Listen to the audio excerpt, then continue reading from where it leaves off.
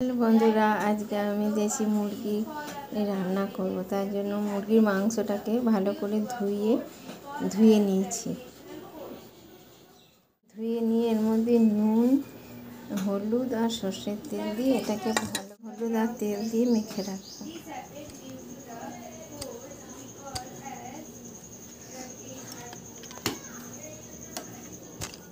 দেখো, আমি দেশি মুরগি রান্না করার জন্য কড়াইতে তেল দেবো।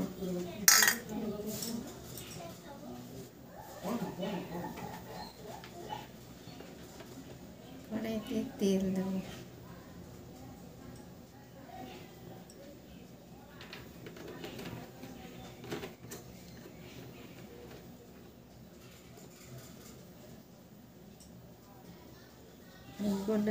রান্নাটা আমি সরষের তেলেই করবো।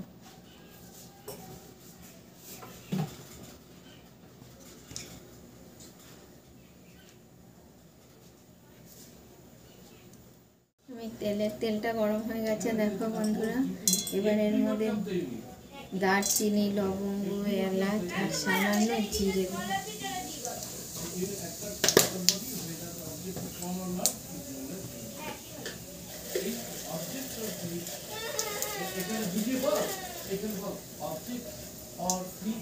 তেজপাতা দিলাম।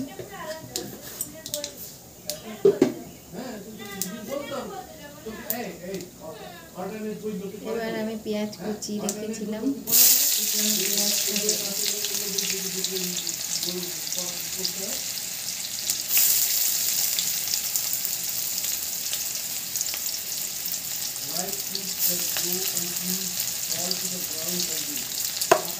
পেঁয়াজ দিয়ে দিলাম।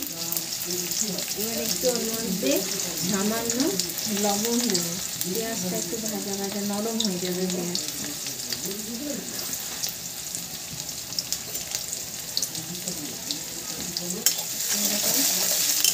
এবার পেঁয়াজটা একটু ভাজা ভাজা হয়ে গেল, বাদামি বাদামি কালার এলেই হবে।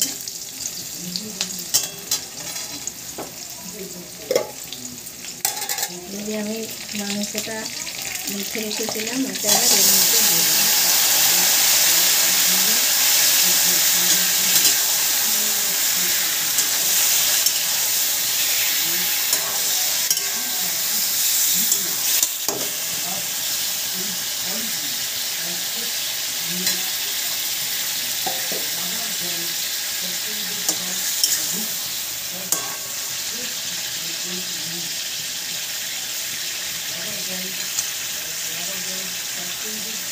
দেখো, আমি এর মধ্যে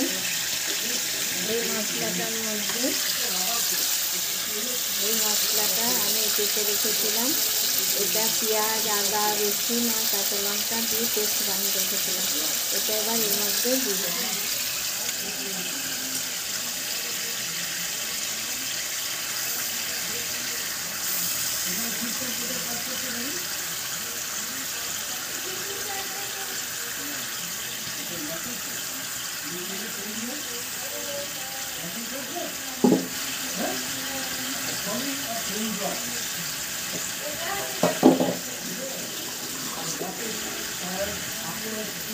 এবার একটু একটা ভাজা ভাজা করে নেবো, কষিয়ে নেবো।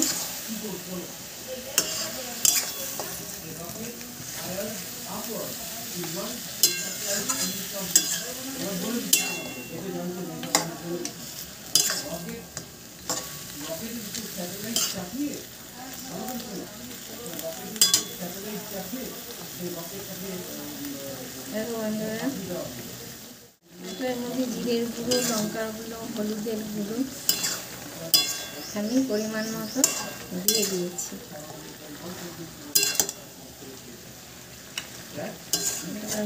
মাংসটাকে আমি ভালো করে কষিয়ে নেব স্টিম মাছ দিয়ে। আর কেটে রাখা আলুগুলো আমি এর মধ্যে দিয়ে দেবো।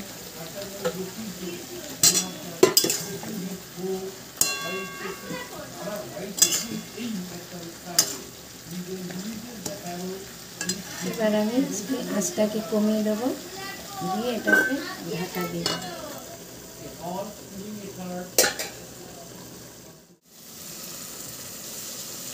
বন্ধুরা, আমার মাংসটা কষানো হয়।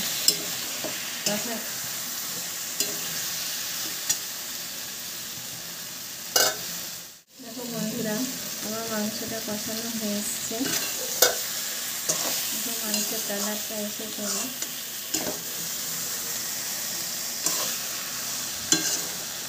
দেশি মুরগি তো একটু সেদ্ধ হতে টাইম লাগে। আলুগুলো আমার গলে গেছে, আমি আলুগুলোকে তুলে নেব।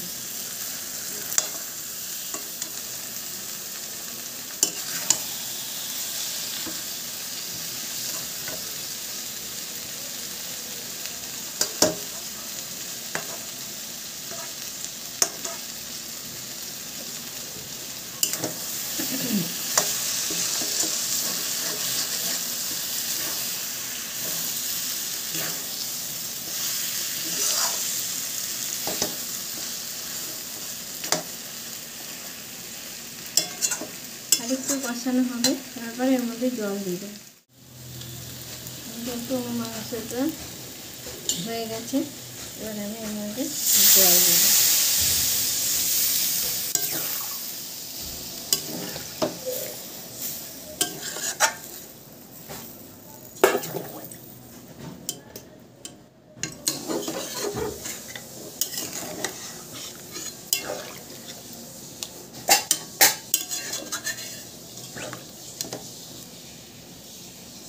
স্টিমটাকে বাড়িয়ে দেবো, ফুটে যায়।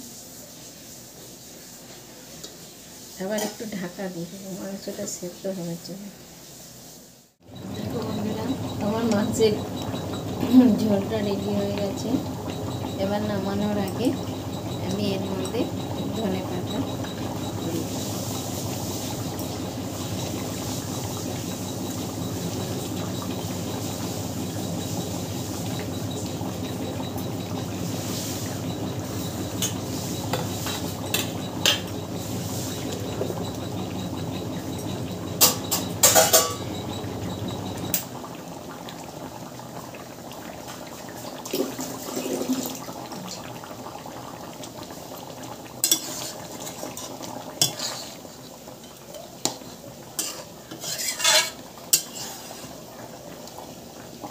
এটা একটু ঝোলঝোলি করবো, এটা মানে ঝোলটা শুকাবো না, নরম থাকবে ঝোল। এবারে এটাকে আমি নামিয়ে নেব। দেখো বন্ধুরা, আমার দেশি মুরগি ঝোল রান্না করা হয়ে গেছে। তোমাদের ভালো লাগলে লাইক, কমেন্ট ও শেয়ার, সাবস্ক্রাইব করো আমার চ্যানেলটাকে। দেখো বন্ধুরা, আমার দেশি মুরগির ঝোল রান্না করা হয়ে গেছে। তোমাদের ভালো লাগলে লাইক, কমেন্ট ও শেয়ার করো আমার চ্যানেলটাকে।